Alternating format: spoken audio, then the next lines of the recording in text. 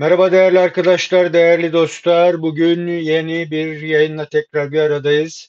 Zerdeş TV'nin ve yine barışı örme dosyamız temelinde bir çalışma yapacağız bugün. E, Değerli bir konuğum var. Değerli Örfü Pervane. Hocam hoş geldin. Nasılsın? Hoş bulduk Kemal Hocam. Sağ ol. Teşekkürler. Sen de iyisin. Teşekkür ederim. Sağ olasın. Şimdi hocam biliyorsun Suriye'de olup bitenleri tekrar ele alacağız bugün. Yanı sıra buna bağlantılı olarak da yine Kürtlerin durumuna bakmaya çalışacağız. Ee, Eğer son 2 yıl içerisinde düşündüğümüzde egemenlerin oluşturmak istediği Orta Doğu'daki paradigmanın gelinen noktada nasıl bir evreye ulaştığını düşünüyorsun? Yani o planlamalar, e, yani birçok şeyle bilinmezliklerle hareket ediyoruz, konuşuyoruz ama ona rağmen verilerle bir noktaya kadar da düşünebiliyoruz. Bu nerede kaldı, nereye gitti? Bu konuda bize neler söyleyeceksin hocam? Hocam aslında yani sadece Suriye'deki gelişmeler değil. Suriye'deki ve Orta Doğu'daki gelişmeler kanımca büyük global gelişmelerin sadece bölgesel bir parçasını oluşturuyor. Yani oradan baktığımızda sadece orayı değerlendirdiğimizde resmi tam anlayabilir miyiz emin değilim. E, Geçenlerde ben kendi şeyimde de yazdım. Sayfamda da biraz yazdım. Bilmiyorum okuyabildin mi? Evet, Yani bence gerçekten İkinci Dünya Savaşı'ndan sonra kurulan denge bir şekilde bozuldu. Yani Berlin Duvarı'ndan sonra dünya başka bir yere doğru yuvarlandı. Biz içinde yaşadığımız için bu durumu fark edemedik. Yani evet, iki bloklu bir dünya vardı. Rusya ortadan kalktı bir şekilde Sovyetler Birliği. Sonra zaman içinde Rusya olarak geri toparlandı. Batı dünyası işte liberalizm, insan hakları, demokrasi, globalizm bu şekilde dünyaya yeni bir çehre kazandırmaya çalıştı. Tek kutuplu olarak işte egemen olmaya çalıştı. Her tarafa bu değerleri ihraç etmeye çalıştı. Ee, Öte yandan alttan alta Çin diye bir şey doğdu. Yani şimdi gerçekten devasa bir nüfus, devasa bir iş gücü ve ucuz maliyetle kopyala üret süreciyle hayatımıza girdi. Ve bir şekilde bu kopyala üret süreci giderek inovatif bir durum almaya başladı. Bu durum hem ekonomik olarak hem askeri olarak Çin'in sahnede yeni bir figür olarak ortaya çıkmasına neden oldu. Amerika o tek kutupluluk kısa süreli şeyini kaybetmeye başladı gibi geldi. Şimdi böyle bir durumda e, yeni bir dizayn gerekti. Yeni bir dizayn hem Amerika tarafından hem de gerçekten karşıt kutuplar tarafından. Yani kutupların bir ucu işte Çin, bir ucu Rusya, Amerika kendi yerinde, Batı biraz daha Batı'da Amerika'dan uzaklaşıp Avrupa tek başına bir şey olmaya çalıştı. Hatta hatırlıyorsun Macron'un işte Avrupa ordusu talepleri vardı. E, evet. Merkel'in böyle bir ihtiyacı olduğuna doğru dair onayı vardı. Yani İngiltere hatta bir ara birliğe girdi. Sonra birliğin bu yönlü arayışlarından sonra İngiltere geri çıktı birlikten. Yani bütün bu gelişmeleri tek tek ele aldığımızda insan şeyi görüyor. Yani o tek kutupluluk, iki kutuptan tek kutupluğa, tek kutupluktan çok kutupluğa doğru bir gidişat görüyoruz. Böyle bir gidişatta bu sefer bazı ülkeler, bazı devletler zaten öteden beri batıya mesafeli davranıyor ve batının yaptırımlarına maruz kalıyorlar. Mesela İran gibi, mesela Kore gibi, mesela ne bileyim işte Rusya'nın tekrar güç olarak ortaya çıkmasıyla batıyla bir e, sürtüşmesinin yaşanması. Bütün bunlar e, beraberinde bölgesel durumlarda da bazı değişiklikler yaratmaya başladı. Yani şimdi sen global güç olma iddiasına giriyorsan kendi periferini sağlama almak zorundasın. Şimdi İran Batı'yla sürekli bu atom meselesinden dolayı yatırımlara maruz kalıyor. İşte İran Batı Savaşı başladı başlayacak. Tam 30-40 yıldır böyle bir söylem devam ediyor. Ve Batı'nın İran'a dayattığı işte kendi değerleriydi. Şimdi İran bu değerlerden, bu baskıda nasıl kurtulacak? Eğer hemen doğusunda Çin gibi bir güç oluşmuşsa Çin'le ittifaka girme arayışına giriyor. Yani Çin'le Rusya'yla üçlü bir ittifak kurduklarında işte Amerika ve Batı'ya karşı ciddi bir güç olarak sahneye çıkabilir. Bu yatırımları delebilir. İşte ne bileyim e, o kıskaçtan kendisini kurtarabilir. Bu pencereyi açık gördüğünde bu sefer İran şeye başladı. Kendi etrafında bir periferi oluşturmaya başladı. Yani kendi iç kalkanının dışında çevresinde bir koruma kalkanı oluşturmaya başladı.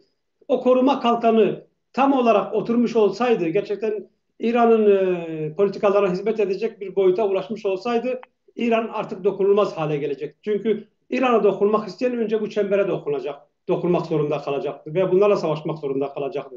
Yani İran bunları birer sopa olarak kullanıyor. Şimdi böyle böyle geldik işte bizim bölgemizde Suriye'de 2010'lardaki Esad'a karşı ayaklanmalara. Aslında bu ayaklanma tekil bir Bu ayaklanma değildi. ortada Yani bu Suriye'deki Başkaldırı ayaklanma Arap Baharı isyanları. dediğimiz bir sürecin son halkasıydı. Evet. Hatırlıyorsun mesela bu Suriye'deki olayların ilk başında dünyanın bütün devleri, bütün güçlerin orada ya kendileri ya da vekil güçleri mevcuttu. Herkes o satranç tahtasında bir şey yapmaya çalışıyordu. Yani o kadar demek ki coğrafik olarak, jeopolitik olarak önemli bir alan ki oradaki sahayı garantiye alan Orta Doğu'da genişleme alanı buluyor. Tabii mesela böyle bir durumda hiç beklenmedik bir şekilde hesaba katılmış veya katılmamış Kürtler de sahneye çıktı. Kürtler de kendi topraklarını korumaya başladılar. Ve bizim dışımızdaki güçler bir şekilde bizi görmek zorunda kaldılar. Yani Kürtler gerçekten bir güç olarak ortaya çıkıyor. Kendi topraklarını koruyor ve bunu ısrar ve inatla başarıyorlar. Ölümleri pahasına başarıyorlar. Rusya'da bunları görmek zorunda kaldı. İran'da görmek zorunda kaldı. Türkiye'de, Amerika'da, İsrail'de. Şimdi böyle değil. Böyle bir yerde biz tarih sahnesinde Rojava'da ortaya çıkınca Kürtlerin yani bütün dört parçadaki Kürtlerin bütün projeksiyonu bu sefer Rojava'ya döndü. Rojava küçük bir parça olmasına rağmen Kürtlük dünyasında birinci merdivene yükselen bir sahne haline geldi. Şimdi durum orada bu oldu. Ondan sonra bekliyoruz, bakıyoruz işte 7 Ekim saldırısında Hamas beklenmedik bir 11 Eylül saldırısına benzer bir şekilde İsrail'e karşı sahneye çıkıp katliam yaptı. 1200'ü aşkın İsrailli sivil insanı bir günde öldürerek yeni bir süreç başlattı. Ve bu hem dünyada hem bölgede hem de diğer devletlerde İsrail aleyhine birikmiş öfkeyi gerçekten sokaklara döktü. Yani millet kutladı, bu insanların ölümünü kutladı. İsrail bundan ne ders çıkardı peki? İsrail gerçekten ya savunmaya geçip kendisini savunacak, yani bu saldırı çemberini toptan kıracak, hayata kalacak, kendisini garanti alacak ya da bu çizilen vizyonunu tamir edemeyerek gerçekten benzer saldırılara sürekli açık hale gelecekti. Evet, İsrail başladı gerçekten Hamas'tan, Hizbullah'tan, Haçlı Şabi'den, e, Yemen'deki Husilere, oradan İran'ın içlerine kadar, İran'ın yetkili organlarına kadar bir sürü saldırı dalgasıyla etraftaki çemberi kırdı, İran'ı alanda etkisiz hale getirdi. Artık onunla bağlantılı veya bağlantısız, onu tam olarak bilmiyoruz. Mesela bir şekilde İdlib'de üstlenmiş HTŞ'nin Şam'a yürüyüp Esad'ın Şam'dan ayrılması, Şam'da yeni bir yönetim, işte yeni bir süreçle yeni bir döneme vardık. Yani düne kadar herkesin birbirini boğazladığı, savaşla olayların halledilmeye çalıştığı bir sahada önümüzde geldi işte Suriye'de temel iki güç. Birisi dünyanın işte terörist olarak gördüğü HTŞ ve Colanisi. Diğer tarafta işte kendi topraklarını, kendi halkını savunup güç olmuş, otorite olmuş Kuzeydoğu Suriye Özerk Yönetimi iki güç olarak siyaset sahnesinde yer aldılar. Şimdi bu dünyanın hesaplarına dahil bir şey miydi? Yoksa bu hesaplarda beklenmedik bir şeydi. Bence O hocam hesaplar yapılırken orayı açarız. Şimdi şöyle gayet evet, güzel bir toparlama. Bu yazılarından da zaten değindiğin önemli noktalardan biri. Yani süren bir şeyler var, planlanmış gibi görünenler var veya gündelik aktarımlarla bir şeyler yansıtılıyor. Dolayısıyla da yorumlarımız çoğu zaman da hakikaten günlük kalıyor. Yani bugün söylediğimiz yarın değişebilir, konum alıyor. Bütün bu şeylere rağmen Kürtlerin Orta Doğu'da bir aktör olma özelliği yakaladığını da görüyoruz bu noktada. Ancak bu yakalanmışlık yani aktör olarak yakalanmışla bir türlü o egemenler bazında en azından yani görüngü haline getirilmiyor. Toplumların hem başta Kürtler başta olmak üzere öbür toplumlara bu veriyi sağlayacak zeminler sunmuyor. Bunun gerekçesi Kürdistan'ı bugüne kadar sömürge olarak kullanmış olan Araplar, Persler ve Türklerin bu egemenlere karşı e, duruşları mı? Yani ve bunların bu güçleri var mı gerçekten? Yani e, bu egemenlere kafa mı tutuyorlar? Egemenler yine onları da kendileri için işte yoğurmaya mı çalışıyor? Bunu sanki böyle çözebilirsek, Kürtlerin ne istediğini de veya neden istediklerine ulaşmadıklarını sanki daha iyi netleştiririz diye düşünüyorum. Bu konuda neler söyleyeceksin hocam? Ya o zaman şimdi Kürdistan'ı dörde bölen dört egemen devlet vardı. Bunlardan İran'ın Molla rejimi, işte Saddam ve Esad direkt bir yere kategorizelenmiş üç güçtü. Yani bunlar gerçekten anti-emperyalist, anti-batı, anti-amerikacı bir duruş ve bir pratik sergiliyorlar. Haliyle diktatöryel demokrasiden uzak, işte halkına zulmeden, işte ne bileyim şiddetle, güçle, otoriterlikle yönetimi idare etmeye çalışan üç güçtü. Yani bunlara karşı Batı'nın eli de söylemi de çok daha rahattı ve söylem kurulabiliyordu. Şimdi dördüncüsü Türkiye. Türkiye öteden beri Batı blokunda yer alan bir devlet. Evet. NATO'nun bir üyesi.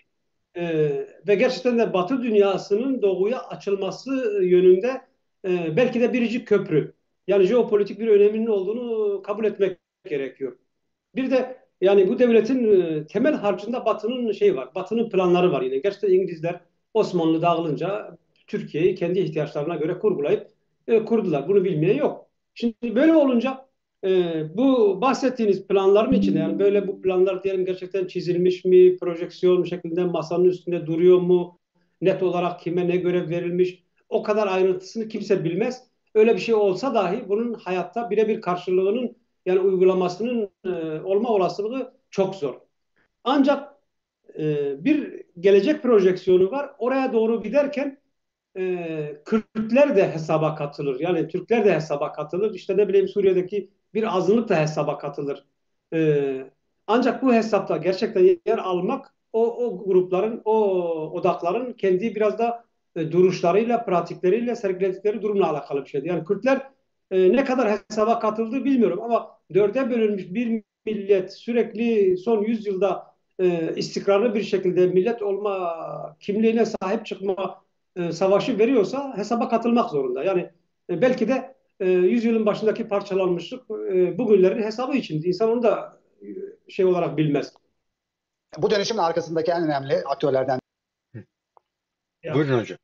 Şimdi durum buydu. Yani bu gerçekten burada Kürtler sahneye çıktı. Özellikle Suriye sahasında Rojava'da ciddi bir güç olarak biz çıktık ve güç olduğumuzu da kanıtladık. Yani hem sergilenen yönetimle hem istikrarlı bir anti Esad, anti IŞİD savaşıyla biz görünür olduk aslında. Güçlü olduk. Ancak mesela bunun kabul etmeyen bir temel güç var karşımızda. Kimdir? O da şimdiye kadar NATO'nun partneri, NATO'nun ortağı Türkiye. Yani Batı ne kadar Türkiye'yi karşısına almaya hazır, ne kadar Türkiye ile bu konuda didişmeye hazır, o konuda bir netlik yok. Yani bir şekilde Türkiye'yi de tam karşı tarafa itme şeyi yok. Yani Türkiye'de neredeyse İran gibi antidemokratik bir yönetim, işte diktatöryel bir yönetime doğru gidiyor. Biraz zorlasam belki Doğu blokuna gidecek. Hatırlıyorsun bu son Çin'deki toplantıya Erdoğan da katıldı. Hı Yani hı. bir eli NATO'da, bir eli BRICS'te. Şimdi böyle bir Evet. durumda bence Batı'nın ikilemi şu. Yani biz Türkleri karşı tarafa itmeden, Kürtleri nasıl sıfırlamadan bu işi halledeceğiz. Yani bunun bir yolu var. İkisini barıştırıp, yakınlaştırıp aynı cephede bulundurmak. Bir yolu da var. İki ayrı kutupa yer almalarının yolunu açmak. Yani Türkiye doğuya kayacak, Kürtler batıyla beraber e, sahneye çıkacak. Bu Batı'nın işine gelmiyor gibi. Yani şimdi gerçekten Türkiye gibi bir gücü kaybetmek istemiyorlar. Hatta yani bunu da Kürtler için yapmak istemiyorlar. Dolayısıyla iki tarafı da dengede tutan, iki tarafı da kaybetmeyen, işi biraz da zamana yayan bir süreci görüyoruz. Bu süreç ne kadar uzar, nereye kadar gider? Bu sürecin sonunda kimin elinde ne kalır, o da biraz tarafların Örfü politik hocam, Kürtler temelinde şansına kalmış.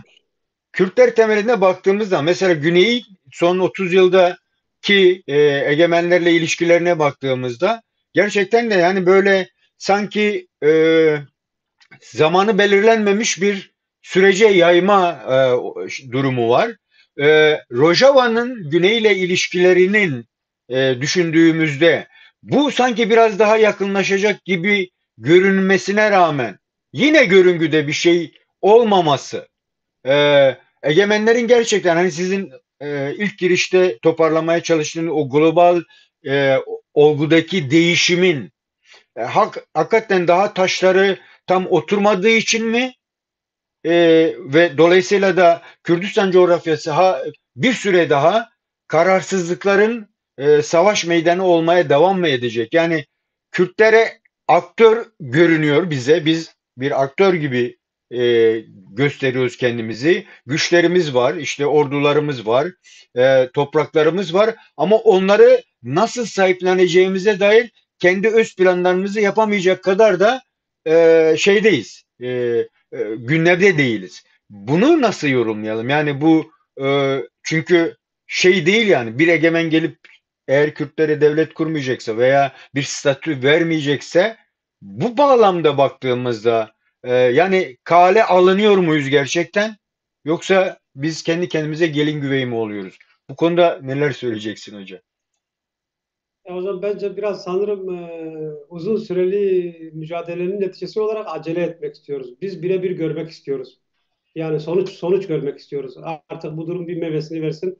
Bir yerde görelim bu kavganın sonucu nedir diye. Ama tarihin de dünyanın da acelesi yok. Biraz da işler kendi mecrasında yürüyor gibime geliyor. Evet.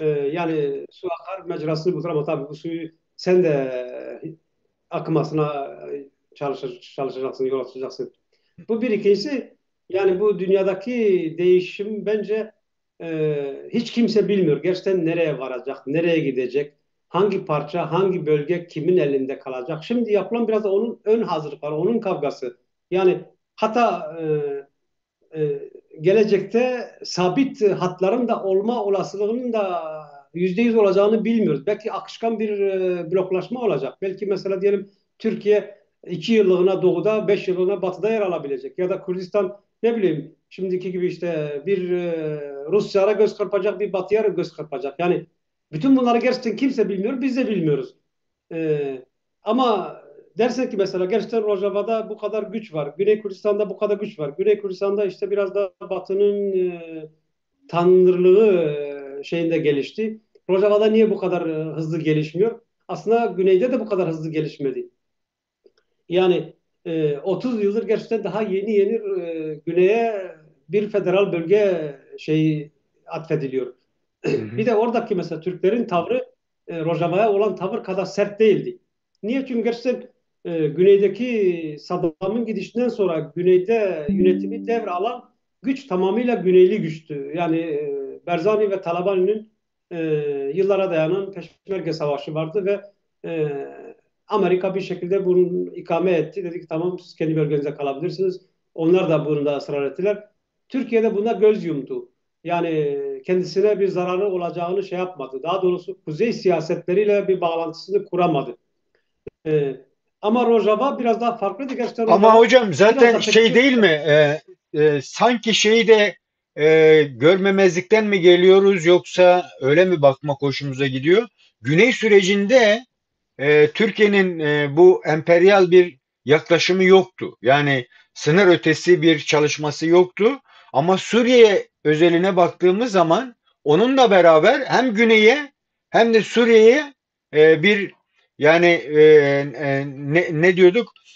Sınırın dışında savunma e, olgusuyla hareket etti. Bu sadece Suriye ve Irak içinde değil. Yemen işte dediğimiz gibi ne bileyim Karabağ ve mesela Azerilerle İsrail'le beraber. Yani böyle bir olgu ile düşündüğümüzde gerçekten hani çok konuşulur ya işte Rojava'yı tanıma yoluna giderse zaten herkes rahat eder gibi bir olgu var ama 50 bin tane şu an cihadist diyebileceğimiz orduya sahip bugün HTŞ dediğimiz onu yönlendiren bir güç aynı zamanda. Böyle bakıldığı zaman yani o emperyal yaklaşımı bizim şu an tartışmaya çalıştığımızı biraz daha böyle girift hale getirmiyor mu? İçinden çıkılmaz hale getirmiyor mu? Bunu egemenlere baktığımızda nasıl yorumluyor bunlar? Yani gerçekten engel olamayacak gibi durumdalar mı? Yoksa kendi akışına mı bırakıyorlar? Bu konuda sanıyorum çok tedirginlikler var ve belki tanımlayamadığımız noktalardan biri de bu. Böyle baktığımızda nasıl görmemiz lazım? Çünkü Güney'i kolay kabul ettiler diyebiliyoruz çünkü girişimler farklıydı. Bugün başka bir nokta var gibi. Hani mesela eğer Rojava koridorunu Akdeniz'e ulaştırmamak bir hedefti ve o hedefe ulaştılarsa bu bizi nereye taşıyacak? Yani böyle de baktığımızda neler görüyorsun hocam? Aslında bence olayın Türkiye ile bağlantısını unutmamak lazım. Yani Türklerin kendi duruşu biraz değişti. Yani 90'lardaki 2000'deki Türkiye'nin dünyaya bakışı farklıydı. Erdoğan'ın işte ikinci, üçüncü döneminden sonraki dünyaya bakışı çok farklı bir şey. Yani Erdoğan gerçekten biraz da şey yaptı. Türkiye'yi kendi içinde konsolide ettikten sonra dünyadan pay istemeye kalkıştı. Dedi ki mesela dünyayı niye beş kişi, beş tane büyük devlet yiyor? Ben de bundan pay istiyorum. Bunun kavgasına girişti. Şimdi aslında pay alabilecek alanların sayısı da sınırı da belliydi.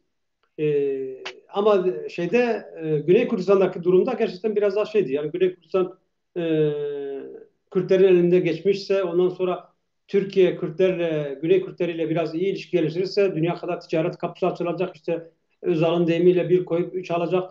Böyle bir yaklaşım vardı. Ama Suriye'deki olay çok daha farklı. Çünkü Suriye'de Türkiye birebir dizayn etmek isteyen bir güç olmak istedi.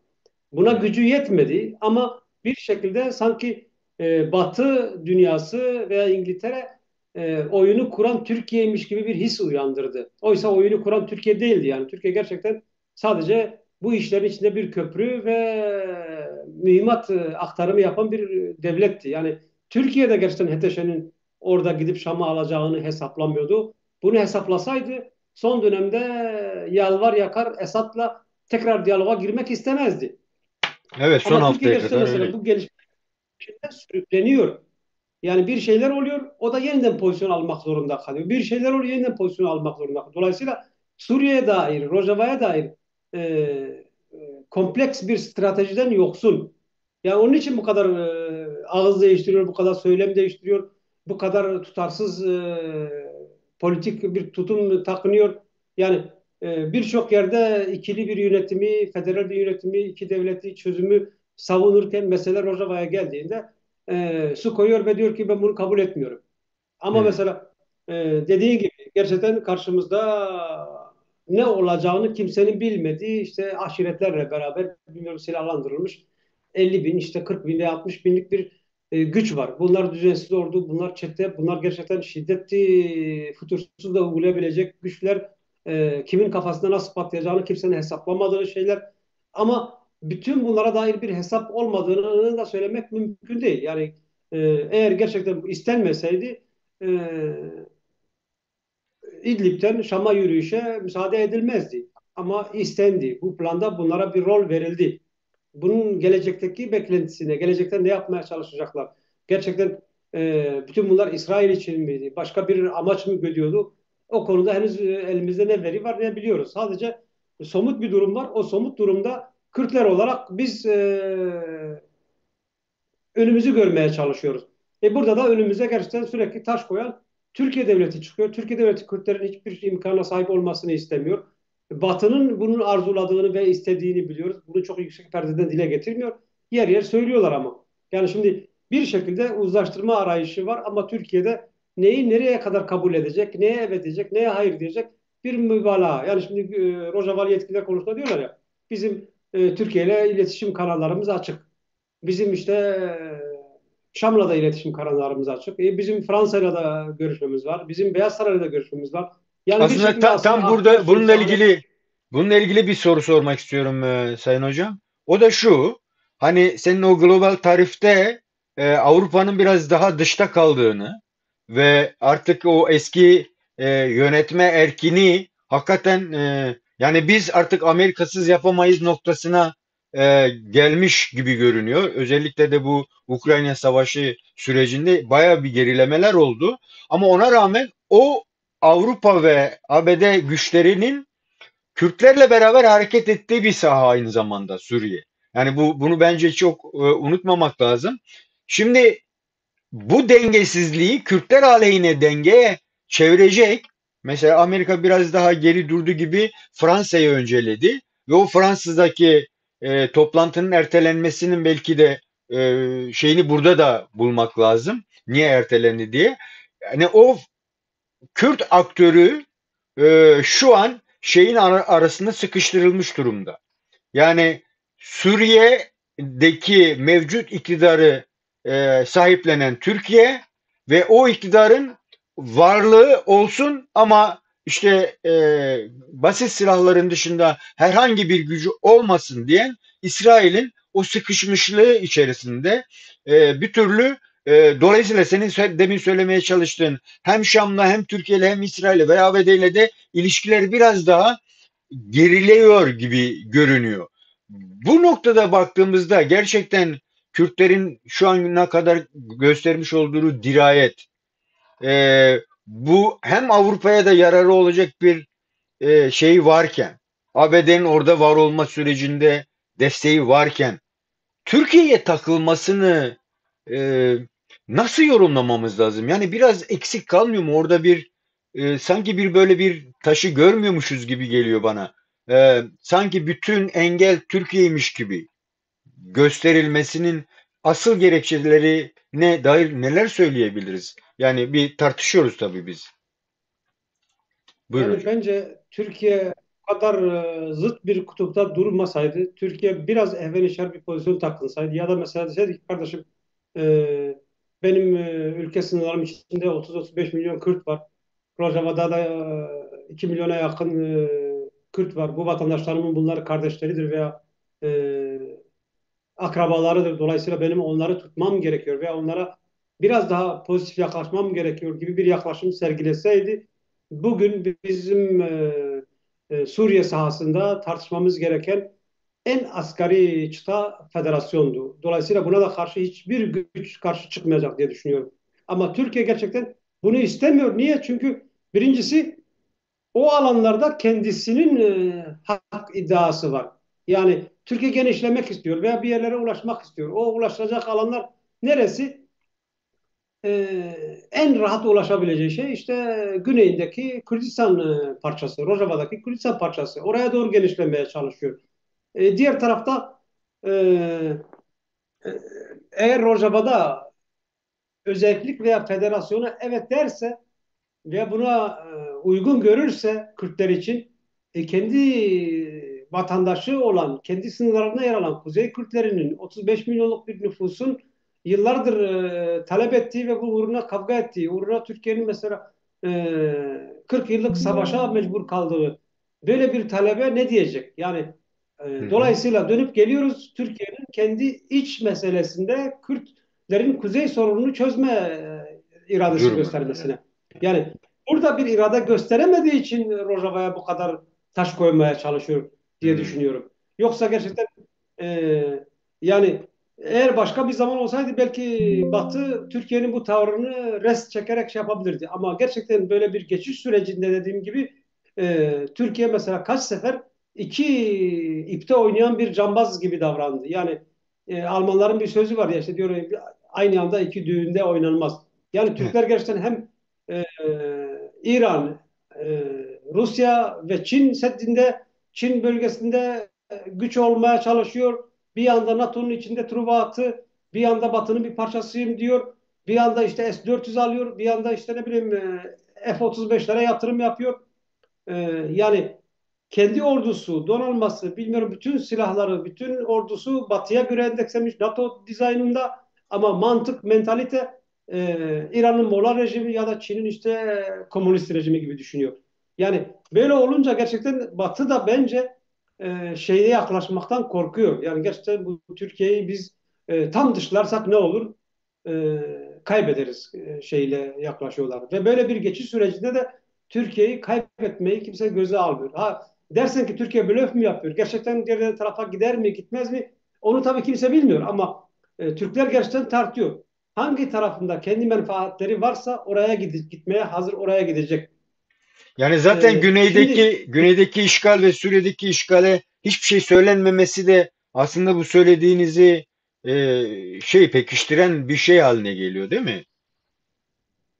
evet, gerçekten mesela biraz aşırı bir şekilde tölere ediliyor Türkiye. Yani başka bir yer olsaydı ona karşı ciddi bir ses çıkarılabilirdi. Ama Türkiye sürekli bu kadar oyun bozan, sadece Kürtlerle ilişkili değil yani Batı'ya dair de oyun bozan bir rol oynuyor.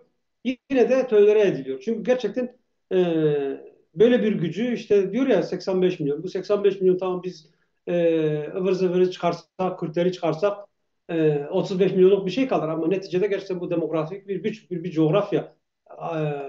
Avrupa'nın işte bir kıtasını doğuya bağlayacak bir köprü. Yani gerçekten Batılılar değerlendirirken biraz da böyle bakıyorlar oraya. Yani diyorlar ki doğuda Rusya, kuzeyde deniz, batıda deniz, güneyde Akdeniz. Yani biz nereye, dünyanın geri kalanı nerede ulaşacağız? Türkiye üzerine ulaşmaya çalışıyorlar. Yani dolayısıyla Türklerin hassasiyeti dedikleri noktada biraz daha fazla şey gösterdik, efor sarf ettiklerini düşünüyorum. Ve Türkiye de bunu çok kötü bir şekilde kullanıyor. Yani bu ne kadar sürer? Bu gidişatın kendisine mi bağlı? Yani gerçekten fay hatları oturuncaya kadar mı devam edecek? Yoksa bir şekilde bizi uzlaştırıp ara bir formül mü bulacaklar? Bence biraz da bu son barış süreci, son işte iki tarafın tehlikeyi görme hikayesi falan biraz buraya dayanıyor gibime geliyor. Ama kesin bir şey söylemek tabii bilmiyorum. Ölfü Hocam, bir de şöyle bir bakış yapabilir miyiz? O da şu, yani başta da vurgulamaya çalıştım. Türkiye'nin bir emperyal yaklaşımı var ve bu oyun kuruculuk yerine gerçekten de Kıbrıs'ta, Yemen'de, Libya'da, işte Güney'de ve Suriye'de daha çok oyun bozan bir konum sanki. Yani sanki değil, öyle de görünüyor Batılıların her ne kadar aşağı çıkarmasalar da. En son Fransa'daki HTŞ ile SDG'nin toplantısının engellenmesini de belki en bariz yansımalarından biriydi.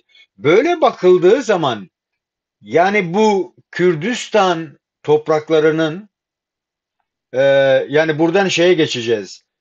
Suriye merkezli bütün bu bilinmezliklerle beraber Türkiye merkezli de yeni başlayan bir şey oldu. Yine Kürtlerle Türklerin ortaklaşabileceği veya birlikte yaşayabileceği ne dair bir veri bize verildi. Yani bunlar hepsi beraber yürüyen bir şey. Onların emperyal yaklaşımları, işte Suriye'deki egemenlik, dün terörist dediği birinin Suriye'de lider konumuna getirilmesi, işte Güney Kürdistan'da bir türlü kendisini yeniden yani en azından bir statüsünün netleşememesi. Böyle baktığımızda yani bu yukarı kuzeydeki süreç geciktiren Türkiye'nin kendisi mi? Egemenlerin verememiş olduğu bu Suriye kararının yansıması mı? Tersten bir bakarsak nasıl okumamız gerekir hocam? Aslında şey doğru söyledin Kemal Hocam. Yani Türkiye gerçekten yani oyun kurmak için global anlamda ciddi bir güç olman gerekiyor. Ama oyun bozmak için güç olmana gerek yok. Bir iki piyonu devreye koyarsa oyunları biraz daha kurcalayabiliyorsun. Yani Türkiye biraz bunu yapmaya çalışıyor. Hatırlarsan Erdoğan'ın o One Minute çıkışı işte dünya beşten büyüktür işte Evet. bilmem ne hikayesinin hepsinin altında yani siz zaten dünyadan yiyorsunuz biraz bize verin. Bize verin ki biz de sesini çıkarmadan razı olalım arayışıydı. Bu Afrika'daki, Kuzey Afrika'daki bütün arayışlar, Suriye'deki şeyler de biraz buna dairdir. Yani gerçekten birisi desek ki Batı'dan bir güç, tamam biz sana bu kadar vermeye hazırız. Türkiye doğudaki bütün perdeyi kapatıp yüzünü tekrar Batı'ya çevirebilir gibime geliyor. Yani o konuda şey yok. O konuda bir çıta yok. Yani Batı'da değerler var. Doğu'da işte başka bir yaklaşım var. Orada diktatör rejimleri var. Oradaki değerler zincirine ben karşıyım. Ondan dolayı Batı'yı seçen böyle bir değerler silsilesine göre hareket etmiyor. Tamamıyla çıkar meselesidir. Çıkara göre yaklaşıyor kendi şeyine. Şimdi dediğim gibi gerçekten mesela e, muhtemelen Batı'nın gözünde küstürülmemesi gereken bir Türkiye bir şekilde ya da zamana yayıp Türkiye'deki iktidarın da değişmesiyle tekrar batılı raylara oturacak bir Türkiye beklentisi hakim. Ve öyle bir Türkiye'de bir şekilde Kürtlerle tekrar bir uzlaşı yolunun açılması. Kürtler de bir şekilde razı olsunlar bazı haklarına. E, Ve hem Kürtler hem Türkler Batı dünyasının bir parçası olsun arayışı var. Hı Ama hı. gerçekten Türkiye'nin içine baktığımızda yani burada şeyi söylemek istiyorum bir şey. Bu sanırım Bediüzzaman'ın söylediği bir şeydir Osmanlı'nın son dönemi için. Diyor eski hal muhal ya yeni hal ya izmihal. Yani Hı. Türkiye gerçekten tamamıyla şu anda bu durumu yaşıyor. Şimdi bizim veya siyasi jargonun kabul ettiği bir devlet sistemi işte cumhuriyet, işte demokrasi, işte çok partili hayat. Tamam bunlar her zaman eksik şeylerdi ama formel de olsa işleyen bir devlet sistemi vardı. Bir şekilde yürüyordu. Şimdi Erdoğan'ın bu son 10-15 yıldır yürürlüğe koyduğu sistemle Türkiye artık işlemez bir duruma geldi. Yani gerçekten ortada devlet sistemi yok, ortada politika yok, ortada siyaset yok, ortada adalet yok, ortada kurumlar yok, ortada düzen yok. Herkes kendi düzenini bir taraftan çekiyor, bir taraftan şey yapıyor. Yani bütün bunların temel dayanağını Türkiye 40 yıldır mesela Kürtlerle savaş şeyine sıktı. Bütün kaynaklarını bu savaşa akıttı. Bütün yönünü buraya çevirdi ve bu şeylerde de biliyoruz. Mesela bu medeniyet oyunlarından biliyoruz. Eğer gerçekten medeniyet kurarken tamamıyla ağırlığı bir yere verirsen diğer yerlerde de geç kalırsın, gelip seni geçerler. Yani tamamıyla yönünü bize verdi. Ordusunun silahlarını gerçekten modern hale getirmeye çalıştı. Bizi daha iyi öldürmek için, daha çok öldürmek için her şeye yatırım yaptı. Ama diğer tarafta baktık ya dünya başka bir yere gidiyor işte. Medeniyet 3.0, endüstri 4.0 çıtaları yükseliyor. Şimdi Türkiye bunların hepsinden geri kaldı. Refahtan geri kaldı. Demokrasiden geri kaldı. Taviz verdi. Yani dolayısıyla tamamıyla savaşa endekslenmiş bir sistemde çapulculukta, rüşvette, talanda her şekilde ortaya çıkıp bunu değerlendiren gruplar ortaya çıkıyor. Herkes o işten mal kaçırmaya çalışıyor. Yani olayın hepsine tüccar gözüyle bakmak zorunda kalıyorsun. E, Başbakan da olsan çalmayı düşünürsün. İşte Adalet Bakanı olsan çalmayı düşünüyorsun. Benim günün sonunda bana ne kalacak? Çünkü hiçbir şeyin garantisi yok ki. Yani yarın sen orada mı kalacaksın? Yarın o devlet varlığını mı sürdürecek? Yarın işte bugünün iktidar gücü iktidar değiştiğinde Türkiye'de barınmaya devam mı edebilecek? Yani bütün bunların garantisi olmadığı için düzen diye bir şey kalmıyor. Yani ondan dolayı gerçekten Ölfü hocam bunun eski Hı. Sözünü bitir. Sözünü bitir hocam. yani bundan dolayı eski hal diye bildiğimiz gerçekten bir şey yok. O hal artık işlemiyor. Şimdi buna karşı ne yapılabilir? Yeni bir sistem, yeni bir hal koymak lazım. Eğer onu becerirsen bu hal ne olması gerekiyor? Onu konuşabiliriz ama İşte tam eğer gerçekten evet, onu onu da sorgulayalım. koyamazsan o zaman izni had dedi. Yani tamamıyla çökmek gerçekleşecek. Bu devlet kurumsal olarak iflas etmiş, kabuk da çatlayıp gidecek. Şimdi Evet. aslında çok önemli bir yere geldim. Belki de bununla kuzeydeki çözüm sürecini de birazcık ele alma olanağımız olabilir. O da şu, hani diyorsunuz ya hiçbir şey yok diye. Aslında biten bir şey var. Yani hem Kürtlerin bakışına göre bir şey biten bir şey var, hem onların talepleri. Onların talepleri ne? Benim düşüncem. Yani Kemalist şeyin artık sonuçlandırılması ve yeni bir rejimin yapılabilirliğinin olanaklarının arayışı var. Suriye'deki bataktan da bu şekilde çıkılabilecek.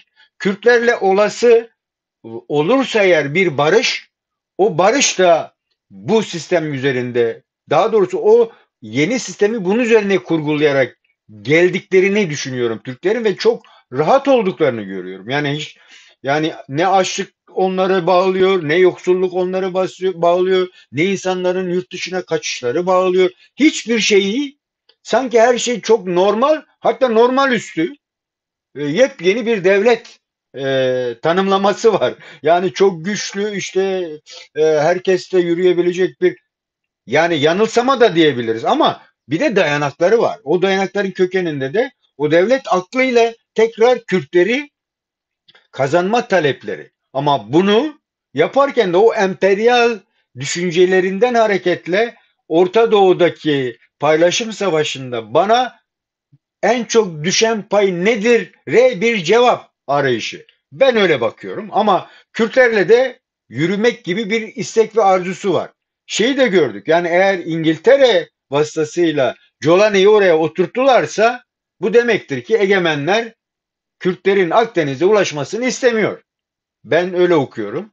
Eğer öyleyse bir taraftan da İsrail güneyde Kürtlere yanaşmaya çalışıyor. Sanki İsrail ile Türkiye karşı karşıya gelecekmiş izlenimiyle Kürtleri böyle paralize etme halleri söz konusu. Yani Kürtler tamamen paralize edilmiş durumda. Güney Kürdistan'dan hiç ses seda yok. SDG'yi de Jolani'ye bağlamışlar. Dolayısıyla bu çıkışta ben Türklerin bu taleplerini gayet olağan buluyorum. Kürtler ne yapıyor ve bu karmaşada ortaklaşa nasıl bir çıkış yolu arayışı var? Yani Güney ile Rojava'nın iletişimini de düşünerek İmralı'daki bu e, barış sürecine katkı için evet demesini de düşündüğümüzde neler görüyorsun hocam? Biraz karmaşık oldu belki ama Kürtler temeliyle baktığımızda neler görüyoruz? Yani aslında Türkler de bizim kadar net değil. Onların da kafası karışık. Onlar da yekpare değil, biz de yekpare değiliz. Yani gerçekten bir kesim, onlar açısından bir kesim diyor ki yani biz bu kadar çıtayı yüksek tutuyoruz ama gerçek dünya bu değil. Bir şekilde gerçeğe inmemiz lazım. Yani o kendi hayal dünyamızdan aşağı inmemiz lazım ve gerçekleri görmemiz lazım. Bütün dünyayı karşımıza alamayız. Çünkü dünya bir yere gidiyor. Yani Evet. onu görenler var. Peki bunu görenlerin mesela şeyine göre belki biraz bir nebze Kürtlere de hak vermek gerekiyor ki böyle bir e, yeni bir duruma evrilebilsin. Ama bir sürü kesimleri de var. Çünkü uzun zamandır, 100 yıldır böyle aşağıladıkları, işte sürekli çapulcu, işte inkar ettikleri, terörist dedikleri bir millete yeni bir paye vermeyi kendilerine yediremiyorlar. Hı hı. Şimdi böyle olunca gerçekten olay biraz şeye kalıyor onlar açısından. Yani acaba olur mu olmaz mı? Ne kadar kandırabiliriz, ne kadar kandırmayız? Yani bana göre gerçekten şeye benziyor. Kürdün bir gözü olacağına benim iki gözüm de olmasın gibi bir yaklaşımları var. Yani Kürtler de bizimle beraber medeni dünyada yer alacaklarına biz de batalım, onlar da batsın gibi bir yaklaşım mı var? Halen bizi yönetebileceklerine inandıkları için bu şeyi sürdürüyorlar diye düşünüyorum. Bize gelsek yani biz gerçekten yekpare miyiz? Biz aynı ufuktan, aynı pencereden dünyaya bakıyor muyuz? Bence birkaç yıl öncesine nazaran biraz daha iyiyiz. Çünkü gerçekten 2-3 yıl önce çok da değil diyelim böyle bir çalkalanmada Kürt güçlerinin kimin hangi tarafta yer alacağının belirsizliği vardı. Yani diyelim gerçekten Amerika İran'a vurduğunda diyelim PKK hangi tarafta duracak? Kime karşı savunmaya geçecek? KDP nerede duracak? Hı Türkiye hı. nerede duracaktı? Biz Türkiye'nin karşısındaki cephede mi olacaktık, yanındaki cephede mi olacaktık? YNK nerede olacaktı? Yani bütün bunlar karman çorman ve netlik yoktu. Ama bugüne geldiğimizde gerçekten Kürtlerde bir toparlanma insan görüyor. Böyle bir ortak bir bakış şeyi var. Yani bir yerde kendi çıkarımıza bakıyoruz gibi bir şey var. Tamam yekpare değiliz, yan yana değiliz, birlik veya ulusal bir ordu kurmuş değiliz ama ufkumuz gerçekten bir. Aynı yerden bakıyoruz gibime geliyor. Güneylisiyle, Rojava'sıyla, işte Roşelatlı'sıyla. Dolayısıyla bütün bunların da en öne çıkardığı şey Rojava. Rojava'ya gerçekten biraz da namus meselesi olarak bakılıyor. Kürdistan'ın dört parçası da.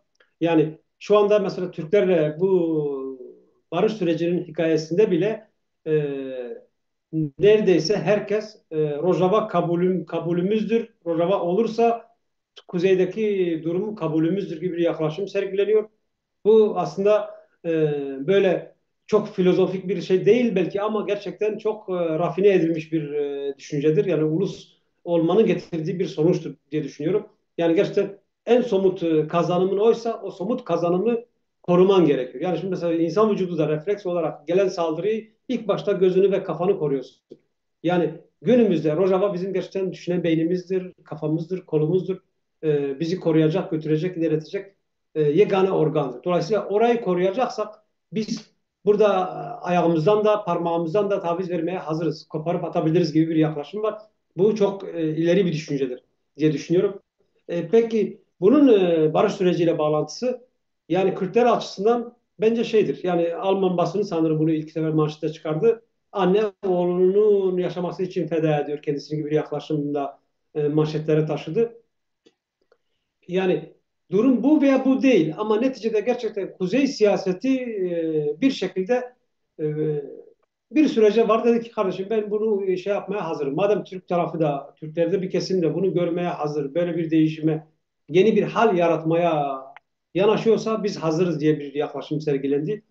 Evet, bu olabilir, mümkündür. Ama Türkler gerçekten buna ne kadar hazır? Türkler bunu düşünürken bile Ölfü hocam daha tam bu doğrusu noktada hani bu ilk etapta ele aldığınız o paradigmasal değişimden yani yazında da belirtmişsin ya duvarın yıkımından günümüze.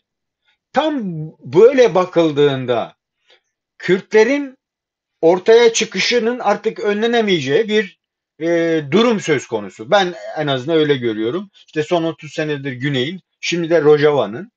Bu etki e, Türklere de yansıtıldı bir şekilde. Türkler de gördü.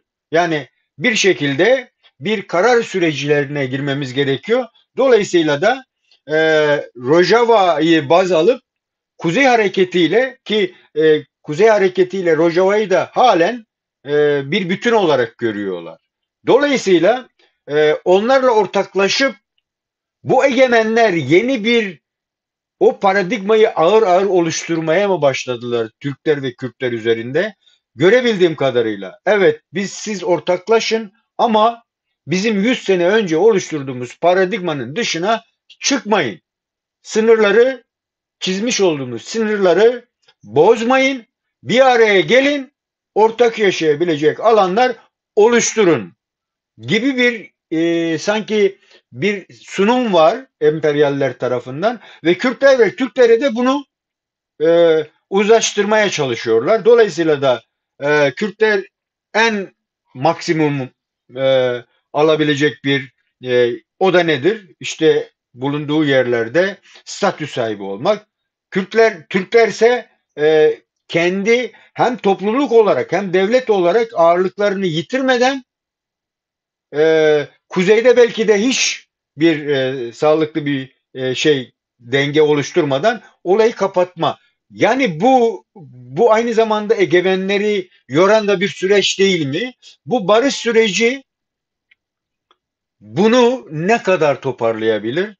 Dolayısıyla yani PKK'nın kendini feshi, silahı yakması ve ilk defa parlamentoda e, çok sınırlı bir talebi olmasına rağmen bir komisyonun oluşturulması ki biz Kürtler çok şey yüklüyoruz. Hatta herkes komisyondan çok şey bekliyor ama tek bir şey var onun. Gerçekten Sayın Öcalan'ın atmış olduğu PKK tasfiyesinin sonunun getirilmesi. Yani işte ne yapacaklar, nereye gidecekler, nasıl olacak gibi biraz daha hukuki ve hukuki temele kaydırma diye algılıyorum ben. Böyle bakıldığında hakikaten Kürtler ve Türkler uzlaşabilir ve egemenlerle yeni yola çıkabilirler mi? İkinci sorum şuna bağlayacağım. Gerçekten egemenler Türklerin e, yani Kürtlerin hamiliğini yapılacak konum belirlenmiş mi? Yoksa Türkiye kendi kendine gelin güvey mi oluyor? Bu konuda neler diyeceksin hocam? ya hocam bilmiyorum. Gerçekten böyle haritalar üzerinde, işte karanlık odalarda planlar net olarak yapılıyor mu? İşte orada tek tek kişilere, uluslara, yapılara görev dağıtımı yapılıyor mu? O konuda bilmiyorum. Ne desek tefatürdür, şey değil. Ya ama bir şekilde gerçekten 40 yıllık bir sorun ortada var. Bu sorun e, NATO'nun ciddi bir ordusunu ve ikinci büyük ordusunu meşgul eden bir sorundu ve Türkiye gerçekten mesela bu sorunun üstesinden gelemedi bir türlü. Bu Türkiye'yi bir sürü aşağı doğru çekti. Refahını, huzurunu, demokrasisini hepsini baltalamaya yol açan bir problemdi. Ve Türkiye mesela bundan dolayı da sürekli bu inkarda ısrar ettiği için de e, geriledi, aşağı doğru gitti. Evet belki mesela bu iki gücün Kürtlerle Türklerin uzlaştırılması işte geleceğe birbirine yakın perspektiften bakma arayışı belki Batı'nın tercih ettiği bir şeydir ama %100 böyle midir? O konuda bir şey demiyorum. Ama gerçekten mesela şimdi Türklerin ve Türk yöneticilerin bilmesi gereken bir şey var. Yani Kürtler 100 yıldır çok öldüler. Ama asla mücadelelerinde taviz vermediler. Hı Yani hı. ölmekle, katliamla, işte dışlanmakla, cezaevleriyle, bilmiyorum parti kapatmakla, basını sansürlemekle, gazeteleri bombalamakla bu iş bitmedi, bitmiyor. Bundan sonra da mesela Türkiye gibi bir sistemin yapabileceği bunlardır. Yani çok çok gerçekten şeye mi dönüşecek? Mesela İsrail'in şu anda Gazze'de yaptığı bir politikayı mı devreye koyacak? Aslında bunu da düşünelim, belki bir kesim Türkiye'de bir akıl sahibi var. Ama o süreç bile nasıl ki Halepçe veya işte Enfal Saddam'ın sonunu getirdi. Bir şekilde dönüşecek, dolaşacak. Türkiye'de kendisine uğrayacak bir bumeranga dönüşecek yani. Onun da o tehlikesi var. Hı Yani hı. gerçekten iki tercih kalıyor. Ya Kürtlerin rıza gösterdiği bu minimal çerçevede bir şekilde uzlaşı yoluna gitmek, Kürtleri insan gibi tanıyıp bu sisteme ortak etmek ya da Kürtlerin vazgeçmeyeceği, devam edeceği, bu devam etmenin istikrarsızlığa, kronik çatışmalara, işte bölgesel sorun olmaya devam edeceğini bilmeleri lazım. Şimdi bu sorun devam ettiği müddetçe Türkiye değer kaybediyor, değer kazanmıyor. Türkiye gerçekten değerlerini tüketiyor. Kendi imkanlarını tüketiyor. Bunu bilmiyorlar ama aslında bizden çok daha iyi biliyorlar. Çünkü yaşayan onlar. Bu halkın gerçekten içinde bulunduğu sefaleti biliyoruz. Bu sefaleti e, kaynağı bir şekilde bu savaştır. Savaşa harcanan kaynaklar oraya dönmüyor. Dolayısıyla savaştayken kimse kimseye hesap da sormuyor. Çeteleşmeler almış başını gidiyor. Şimdi ya devlet olacak yani ya yeni bir yol bulacaklar ya da gerçekten son durum ilk başta dedim ya izmihal, dağılma, çökme. Artık Hı. tercih onların, gerçekten yapacaklar mı yapmayacaklar mı ben emin değilim. Gerçekten ben halen Türkiye'de Türk tarafının veya Türk iktidarının üstenci Türklükten başka bir yaklaşımın olduğunu sanmıyorum. Yani bu komisyonu kurdular, evet, tek elle tutulacak adımları o komisyondur. O komisyonun da gerçekten ne yasal bir dayanağı, ne görevi, ne sınırları, ne yapacağı net bir şey değil. Yani öyle bir çözüm komisyonu dedikleri bir komisyon bile bir Kürtçe konuşmaya, bir alimin orada Kürtçe konuşmasına müsaade etmeyecekse yani o komisyon neyi çözecek? Bu komisyon sadece gelip konuşanların işte milletin lak lak konuşup evine gideceği bir şeyse bilmiyorum. Yani biraz da gerçekten Türkler bu konuda maharetlidir. Bir şeyi çok konuşurlar, çok konuştururlar, çok dile getirirler. Aylarca televizyon manşetlerine indirmezler. Ama sonuç dersen sonuca kimse ulaşmıyor. Hiçbir sonuç yok ortada. Bilmiyorum mesela burada gerçekten biz Kürtler ne yapabiliriz? Tek taraflı olarak bir şey yapabiliyor musun? Tek taraflı olmuyor bu işler. Yani tek taraflı işte PKK dediğini dedi, Öcalan dediklerini söyledi. Yani şimdi bunun dışında ne olabilir? Biraz daha çıtayı indirirsen aşağı kendi toplumundan tepki göreceksin. Kendi toplumun senin diyecek ki kardeşim ben bu kadarına razı değilim. Yani Türkiye'nin de bunu görmesi lazım biraz. Peki Bilmiyorum hocam. Kürtler, Yani bu Kürtler konuda gerçekten kendi aralarındaki görüşmelere bakıldığı zaman aslında Kürtler de kendi o artık aktör olma halini e, yansıtabilme hallerini ortaya çıkardılar gibime geliyor. O konuda ne diyeceksin? Yani Güney ile Rojava'nın ortaklaşması, hatta Rojava'daki bazı yöneticilerin de Türkiye ile görüşebildiklerini, bunlar duyum tabii, yani tam netleşen şeyler değil. Böyle bakıldığında aslında Kürtler düne göre biraz daha kararlı tutumlar içinde değiller mi? Eğer bugün Suriye'de işte o karmaşa yaşanıyorsa, hem uluslararası karmaşa hem o halklar arasındaki karmaşadan bahsediyorum. Dolayısıyla Kürtlerle Türklerin de dengeyi bulma sürecine girdiğini düşünebilir miyiz bu çözüm süreci meselesiyle.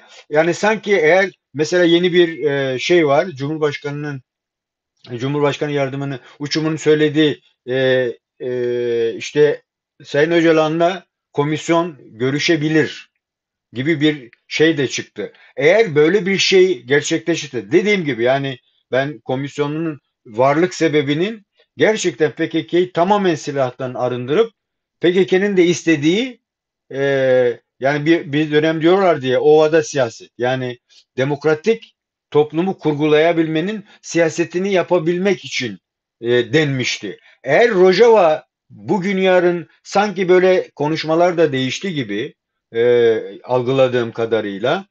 Mesela son konferanslar hem güneydeki konferanslar hem SDG'nin Fransa'ya gitmeden önceki bütün Suriyelileri kapsamaya çalışan konferansı biraz netleşiyor mu yoksa biz yine şey mi bakıyoruz? Çok böyle Kürt merkezli baktığımız için geniş şeyi göremez halde mi?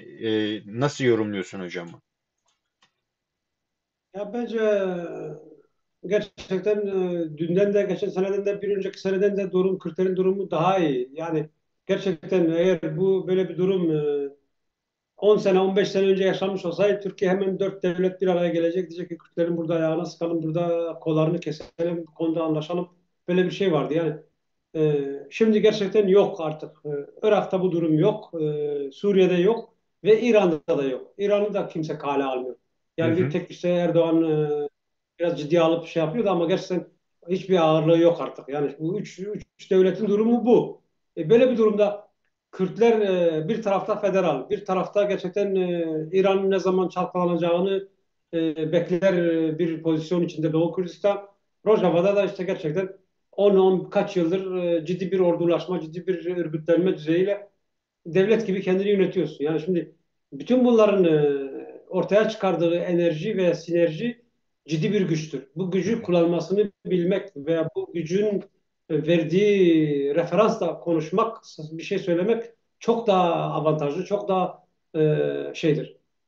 Bir pozisyon veriyor insana. Yani e, Türkiye'deki durumda da mesela bunu gerçekten rahatlıkla konuşup şey yapmak lazım. Yani gerçekten Rojava bir tarafta medeni dünyanın ölçüleriyle hareket eden bir güç. Diğer tarafta ne idüğü belirsiz çetelerden, teröristlerden oluşmuş bir güç.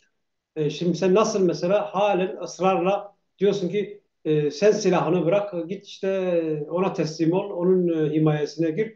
Yani böyle bir talepten Türkiye'nin gerçekten vazgeçmesi lazım. Vazgeçmese bile böyle bir talebin anlamı yok.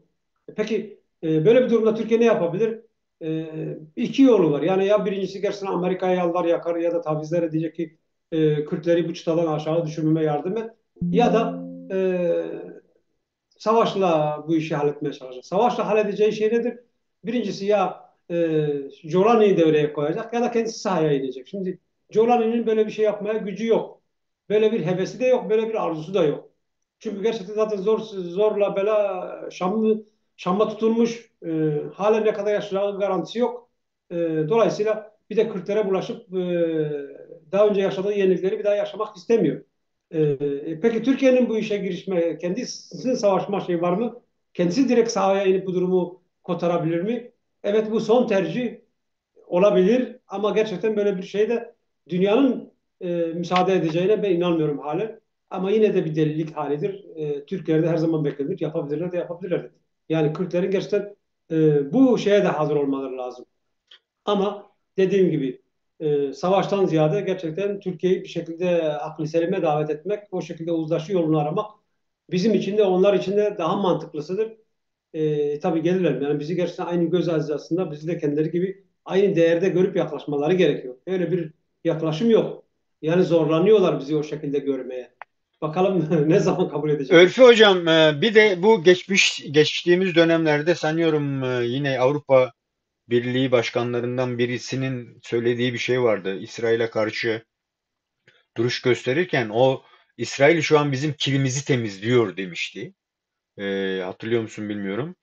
Bugün Suriye merkezli baktığımız zaman geçen gün ya Fransa ya Almanya'nın bir yansıması oldu ki sanki Jolani aslında emperyallerin, Türklerin, İsrail'in, Arapların kirini temizlemeye çalışan bir lider konumunda. Yani Kürtler de tabii. Kürtler de statü olmak için, Türkler orada egemenliğini oturtmak için, İsrail işte mevcut kendi güvenlik alanlarını genişletmek için, ABD işte Orta Doğu'daki varlığının ayak basabileceği bir alan olduğu için. Böyle olduğunda gerçekten Kürtler bu oyun içerisinde oyun kurucu değiller belki ama yani köşe kapabildi mi? Ben kapabildiklerine inanıyorum. Kuzeydeki bu görüngünün de e, özellikle Kuzey Kürdistanlı Kürtler ve Türkiye'nin toplumunun çok yüksek bir güvensizlik içinde kalmaları gerçekten Orta Doğu'yu yeterince okuyamamamızdan mı kaynaklanıyor? Türkiye Cumhuriyeti Devleti'nin verilmiş olduğu güvensizlikten mi kaynaklanıyor? Bunu da bir toparla, sebebine gelelim. Mesela Türkler niye bu kadar tutuculuğuna devam ediyor? Hiç esnemiyor.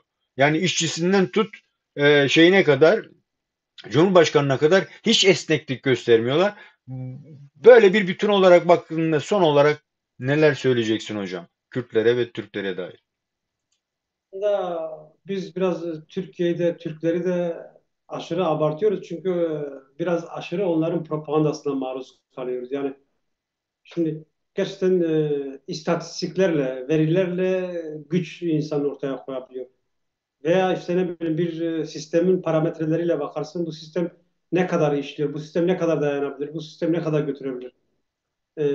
O şekilde de değerlendirilebilir. Yani Türkiye'nin kendisine baktığımızda gerçekten ortada abarttıkları gibi bir şey yok, bir balondur.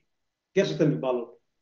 Yani nüfus olarak bakalım, güç olarak bakalım, para olarak bakalım, ekonomi olarak bakalım, iş gücü olarak bakalım, kalifiye insan olarak bakalım, refah düzeyi olarak bakalım, demokrasi olarak bakalım, yoksulluk olarak bakalım. Gerçekten bütün bu çıtaların hepsinde en dipte bulunuyorlar. Ama büyük bir propagandaya maruz kalmış bir kitle tarih boyu işte sürekli aynı eğitim müfredatından bir kapıdan koyuyorlar çocuk 7 yaşındaki çocuğu ta üniversiteye çıkarıncaya kadar o kapıdan mezun ediyorlar. Şaşalı bir tarih dersi, şaşalı bir medeniyet geçmiş anlatımı. Dolayısıyla işte yedi düvele hükmettik. Halen de hükmedebiliriz. İşte bir şahlansak buraya varırız. Yani böyle bir şey var ama bunun altında bu kapağı kaldırdığında gerçekten içinde kaynayan, çürüyen, iflas etmiş bir toplum gerçekliği var. İşlemez bir devlet gerçekliği var. Yani kapıları açarsan ne kadar işte diyelim 30 milyon Türk mü var? Gerçekten 30 milyonun belki yarısı yurt dışına kapağı atmaya hazır bir yerde. Şimdi o kadar kutsanmış devlet var ama diğer tarafında devlet malı deniz yemeyen domuz desturu var. Ve herkese böyle davranıyor gerçekten. O kadar mesela diyelim Müslüman şeyi var. Türkiye nüfusunun %99'u Müslüman, dini Müslümandır deniliyor. Camiler dolup taşıyor. Ama bu kadar sahtekarlık, bu kadar çalma çırpma bunu yapan kim? Yani Değerler tamamen haksızlık yerle üzmeyin. bir. Ya. Yani şimdi durum buyken gerçekten bu kadar abartmanın bir alemi yok. Dolayısıyla e, biz aradan çekilsek bile o toplum kendi içindeki bu kaynamadan dolayı bir şekilde belasını bulacak, görecek yani.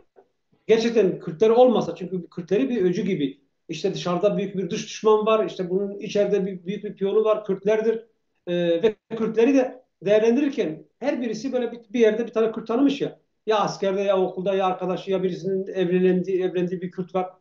Bütün kıstasları o. Ya o Kürt işte çok güzel bir Kürt ama diğer Kürtler belalı Kürtler. Onlar işte hiç medeniyet görmemişler. Onlar işte teröristler. Onlar aklı oynanmış. Böyle bakıyorlar. Yani gerçekten kardeşim hiç mi akıl yok? 100 yıldır bu milletle beraber yaşıyoruz. Bak biz onları çok iyi tanıyoruz gerçekten. Biz Arapları da biliyoruz, Acemleri de tanıyoruz, Türkleri de çok iyi tanıyoruz. Onların refleksleri de biliyoruz. Ama onlar gerçekten bizi tanımıyor. Cidden söylüyorum tanımıyor. Yani bir tek şey söyle işte diyecek ya Kürtler çok iyi misafirperverdir. Ya Kürtler 10 bin yıldır toprağını terk etmemiş orada. 10 bin yıldır gerçekten dilini korumuş. 10 bin yıldır bütün kelimelerini koruyor. Aşiretleri işte ne bileyim hepsini geçmişten bugüne kadar soy hepsini biliyoruz. ki mesela ciddi bir devlet şeyimiz olmamış ama gerçekten bu arşivlerimiz hepsi canlı hafızamızda duruyor. Hepsini biliyoruz. Ee, Asla mesela boyun eğmemişiz. Asla teslim olmamışız. Kendimizi ağaçlardan, taşlardan, dağlardan atmış ama teslim olmamışız. Ve gücümüzün ağzına çoğuna bakmamışız. Yani diz çöküp işte o Kozu Savaşları'nda sonuna kadar ölmüşüz. Bunu tak Selefon'dan son savaşlara kadar aynısını yapmışız. Yani IŞİD'in şeyini düşünsene mesela. Geldik Kobani'ye dayandı gerçekten barbar Evet, sürüleri gibi. Belki orada 200 ya 300 tane savaşçı vardı ve yoktu. O savaşçılar düşünsene mesela kapıyı açıp Kobani'yi terk etmediler. evet. Gerçekten yani bu mitolojik bir şeydir. Spartalıların böyle bir şeyi anlatılır mesela. Yok. Girit'te diyelim Girit şövalyeleri bir şekilde Hatta Osmanlılara karşı şey savaşmış. tespiti çok doğru. Yani düne kadar belki Kürtler başkaları için hep savaştı. İşte Persler için, Türkler için, Araplar için. Belki Kobani'nin özelliği belki işte orada. O nedenle. Kürtler kendileri için savaştıkları bir alan oluştu yani çok ciddi bir şekilde. Bu da Kürtlerin önünü açan ve belki de çok karamsar olunmaması gerektiğini düşünüyorum bu noktada. Kürtlere de bu konuda bir şeyler söylememiz gerekiyor bence. Ya gerçi mesela bak Türklerin 1918 mi Çanakkale meselesi böyle Evet, Türk tarihinin merkezi bir yerine konulan bir şeydir. Gerçekten Çanakkale bütün şeyle Kobani'nin yanında solda sıfır kalır. Neticede orada mesela gerçekten halen yaşayan bir Osmanlı var. Ve Osmanlı'nın ciddi bir ordusu var. Ta Yemen'den şuradan buradan bir sürü insan o cepheye aktarılabiliyor. Güç var, destek var. Kobani'yi düşün. Mesela Kobani'de gerçekten her tarafı kapalı. Kuzeyinde Türkiye var ve Türkiye'de sınırı kapatmış. Bırakalım destek meslek vermeyi. Oradan hatta işçileri salıvermeye çalışıyor.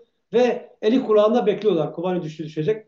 Böyle bir şeyde, böyle bir durumda gerçekten Kürtler kendi inanç, azim ve çıplak vücutlarıyla orayı koruyup oradan tekrar bu karanlığı yırtıp geri yayılabilirler. Yani bu bizim için gerçekten eğer varsa bir ulusal motivasyon, ulus motivi işte mitolojik bir süsleme.